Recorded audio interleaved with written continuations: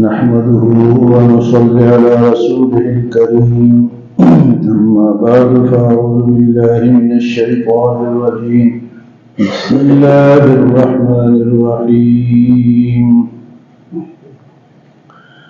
وينجي الله الذين اتقوا بمفازتهم لا يمسهم السوء ولا هم يحزنون الله خالق كل شيء وهو على كل شيء وكيل له مقاليد السماوات والأرض والذين كفروا بآيات الله أولئك هم الخاسرون. گزشتہ درس میں ان لوگوں کا ذکر تھا جو دنیا میں تو کچھ کرتے نہیں، نیکی وہاں جا کے افسوس کریں گے اور یہ بھی ساتھ کہیں گے کہ اللہ نے ہمارے لیے کوئی ہدایت بھیجی نہیں ورنہ ہم بھی متقی بن جاتے. تو اللہ پاک نے اس کا جواب دیا کہ وَيَوْمَ الْقِيَامَةِ تَرَى الَّذِينَ بَلَا قَدْ جَاءَتْكَ آیَاتِي، کیوں نہیں میری آیتیں تمہارے پاس آئی، وَاسْتَكْبَرْتَ وَكُنْتَ مِنَ الْكَافِرِينَ، تم نے تکبر کیا اور کفر کرنے والوں میں سے ہوئے، تم نے اس کو مانا ہی نہیں. تو آج فرمایا کہ وَيَوْمَ الْقِيَامَةِ تَرَى الَّذِينَ كَذَبُوا عَلَى اللَّهِ، تو قیامت کے دن دیکھو گے کہ وہ شخص، وہ لوگ جنہوں نے اللہ پہ جھوٹ بولا، وجوہہم مسودہ، ان کے چہرے سیاہ. اللہ پہ جھوٹ کیسا ہے کہ بھئی یہ قرآن اللہ کا نہیں ہے، حضور اپنے طرف سے کہتے ہیں، یہ اللہ کا کلام ہی نہیں ہے، حضور جو ہے وہ اللہ کے رسول ہی نہیں ہے. تو گویا اللہ پہ جھوٹ بولنا ہے. تو فرمایا کہ وَيَوْمَ الْقِيَامَةِ تَرَى الَّذِينَ كَذَبُوا عَلَى اللَّهِ، دیکھو گے تم قیامت کے دن ان لوگوں کو جنہوں نے اللہ پہ جھوٹ بولا، وجوہہم مسودہ، ان کے چہرے سیاہ ہوں گے، چہروں سے پہچانے جائیں گے کہ یہ وہ مجرم لوگ ہیں. تو فرمایا کہ وجوہہم مسودہ یوم تبیض وجوہ وتسود وجوہ، اس دن کسی کے چہرے تو روشن ہوں گے اور کسی کے چہرے سیاہ ہوں گے، چہروں سے پہچانے جائیں گے. اور یہ ان لوگوں کا ذکر ہے جن کا پہلے ذکر ہو چکا ہے، متکبرین کا. تو اللہ پاک فرماتے ہیں کہ چہرے سیاہ ہوں گے. تو فرمایا کہ الیس فی جہنم مثوی للمتکبرین، کیا جہنم متکبروں کا ٹھکانہ نہیں ہے؟ الیس فی جہنم مثوی للمتکبرین، جہنم تکبر والوں کا ٹھکانہ ہے. آج آپ دنیا میں دیکھتے کہ بڑے بڑے فرعون قسم کے لوگ رہتے ہیں، دعوے کرتے ہیں اور ایسے ایسے دعوے کرتے ہیں کہ کہتے ہیں کہ بس میں ہوں، میرے سوا کوئی اور ہے ہی نہیں. بھئی عاجز انسان ہو، عاجز بنو، عاجزی کرو، تکبر نہ کرو. تکبر اللہ کو پسند نہیں ہے. ورنہ کہ متکبرین کی ٹھکانہ کیا ہوگا؟ لیس فی جہنم مثوی للمتکبرین.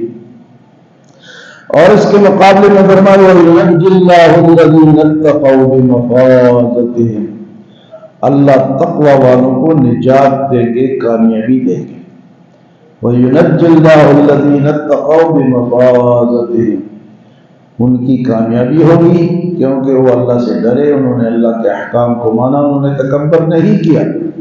فرمایا لا یمسہم السوء ولا هم یحزنون، انہیں اس دن کوئی برائی نہیں چھوئے گی اور نہ وہ غمگین ہوں گے. یہ کون لوگ؟ متقی لوگ.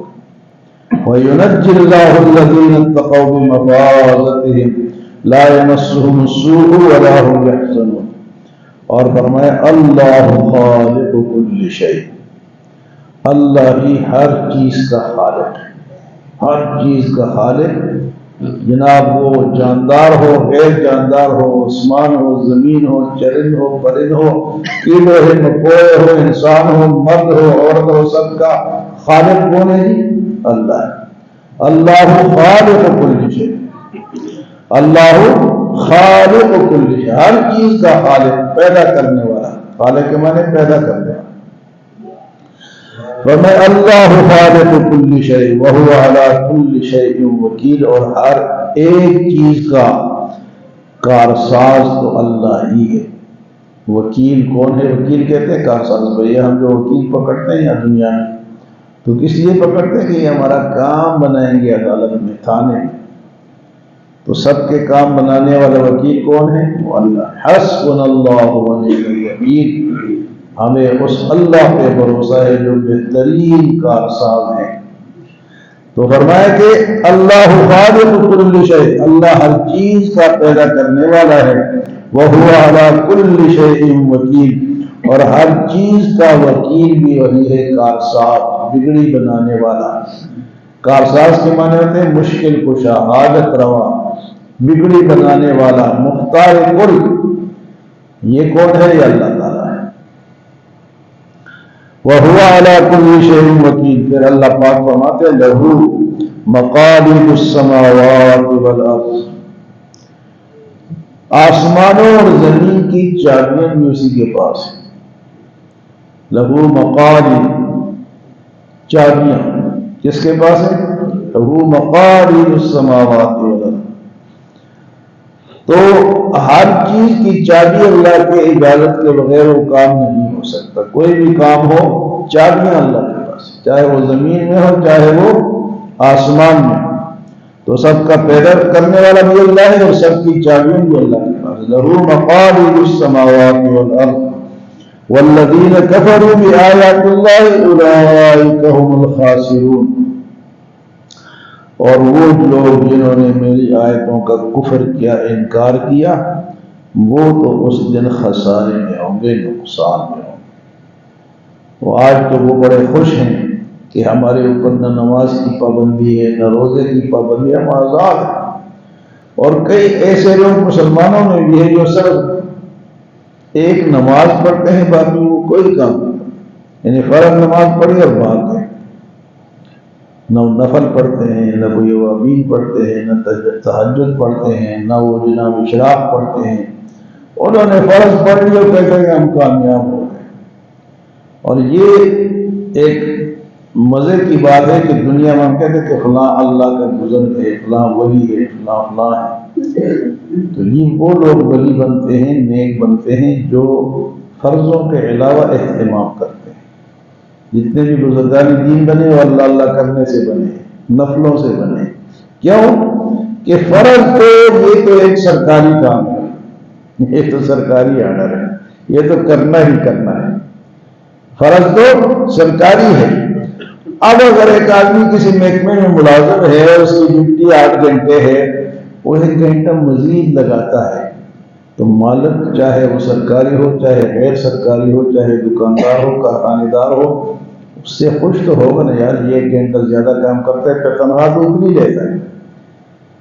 تو یہ جو نفل ہے، سنتیں ہیں، یہ غیر سرکاری کام، اس سے اللہ خوش ہو، اس سے اللہ خوش ہو۔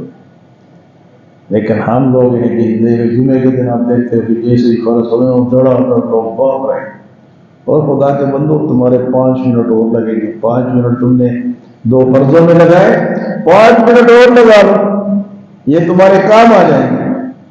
وہی فرض جو ہم نے پڑھے ہیں، ہمیں پتہ ہے کہ یہ ان فرضوں میں کیا کیا کمی ہم سے ہوئی ہے۔ ہمارا وضو ہو سکتا ہے اس میں کمی ہو، پڑھائی میں ہماری پڑھائی میں 100 غلطیاں ہیں۔ اگر ہم بیٹھ کے سنیں نا ایک دوسرے سے نماز کا سبق سنیں تو ہر ایک کی غلطیاں نکل آئیں۔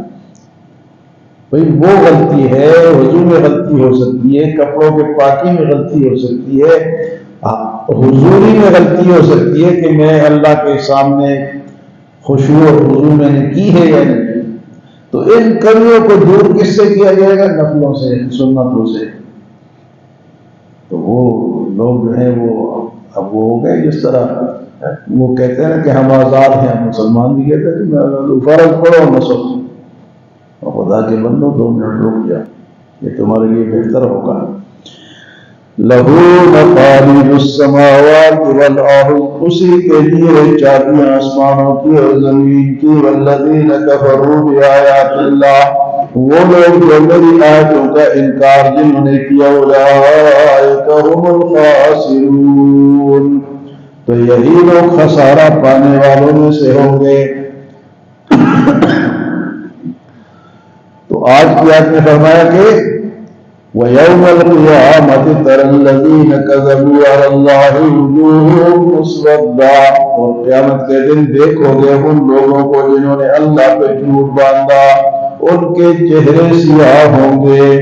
أَلَيْسَ فِي جَهَنَّمَ مَثْوًى لِّلْمُتَكَبِّرِينَ، اور کیا متکبرین کا ٹھکانہ جہنم کافی نہیں۔ وَيُنَجِّي اللَّهُ الَّذِينَ اتَّقَوْا بِمَفَازَتِهِمْ، اور اللہ نجات دے گا ان لوگوں کے لیے جنہوں نے تقوی اختیار کیا ان کی کامیابی کا۔ لَا يَمَسُّهُمُ السُّوءُ وَلَا هُمْ يَحْزَنُونَ، ان کو کوئی برائی نہیں چھوئے گی اور نہ وہ غمگین ہوں گے۔ اللہ خالق کل شیء، اور اللہ ہر چیز کا پیدا فرمانے والا ہے۔ وَهُوَ عَلَى كُلِّ شَيْءٍ وَكِيلٌ، اور وہ ہر چیز کا کارساز ہے۔ لَهُ مَقَالِيدُ السَّمَاوَاتِ وَالْأَرْضِ، اسی کے لیے چابیاں آسمانوں کی اور زمین کی چابیاں اسی کے پاس ہیں۔